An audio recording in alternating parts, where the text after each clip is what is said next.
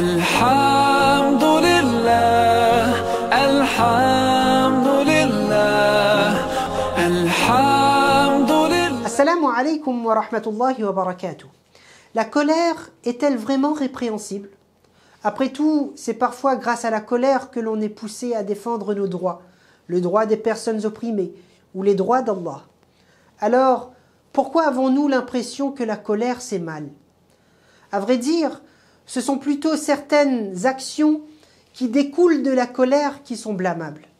Par exemple, une personne qui insulte sous le coup de la colère, ou pire, frappe, menace ou commet une injustice. Il faut savoir orienter sa colère et comprendre son origine. La colère est parfois la manifestation de notre orgueil ou même de l'envie. On ne supporte pas que quelqu'un nous double, que quelqu'un remette en cause notre avis, ou on a un ressentiment quand une personne réussit mieux que nous. Réfléchir sur l'origine de notre colère peut nous permettre d'identifier certaines maladies spirituelles et donc les corriger bi'aunillahi ta'ala. Cependant, parfois notre colère est justifiée, car nous avons subi une injustice.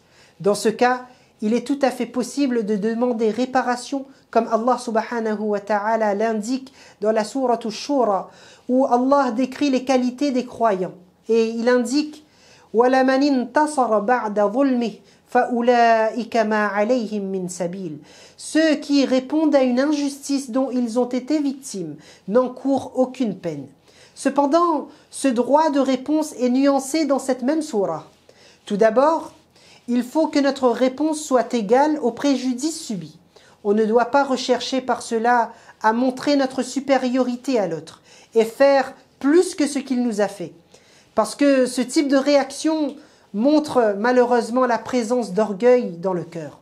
Allah subhanahu wa ta'ala dit également وَجَزَاءُ سَيِّئَةٍ سَيِّئَةٌ مِثْلُهَا.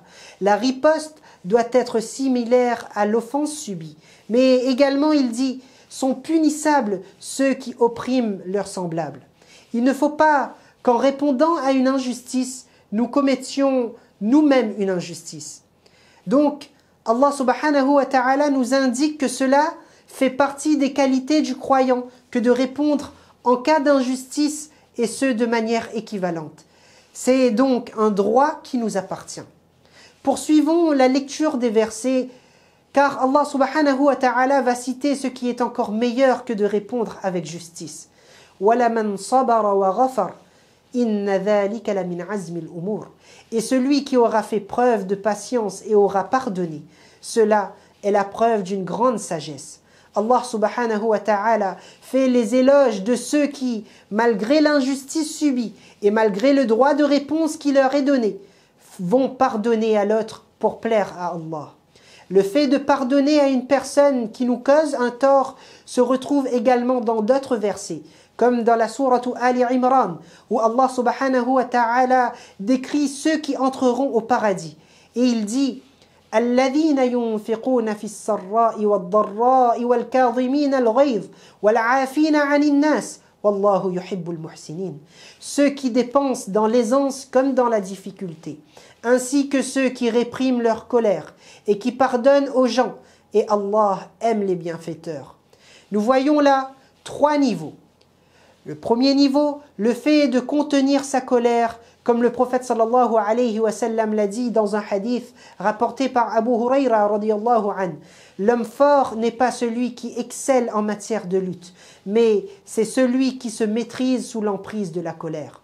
Deuxième niveau, le fait de pardonner aux gens, spécifiquement à ceux qui auront été injustes envers nous.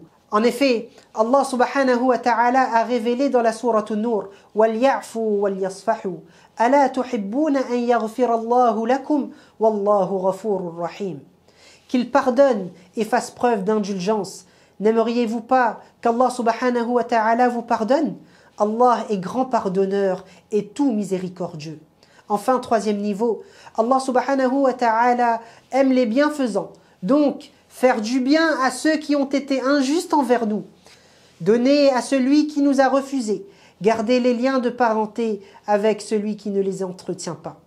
Nous voyons donc que la colère est un sentiment humain, naturel, parfois utile afin d'avancer, mais que son origine ne doit pas venir de l'orgueil ni de l'envie, et que l'expression de notre colère, quand cela est justifié, doit se faire de façon équitable, ou mieux encore, pardonner et avoir un bon comportement.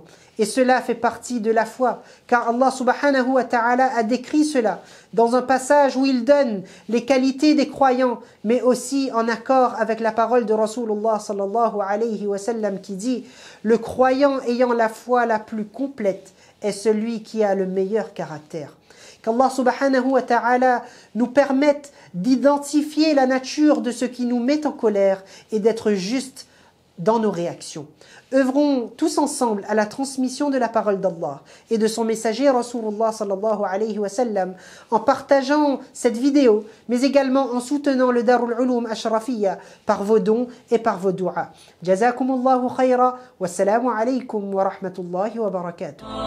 كن سعيدا كن فريدا عش بفخر في الحياة لا تبالي فالمعالي بالتحدي لا سواه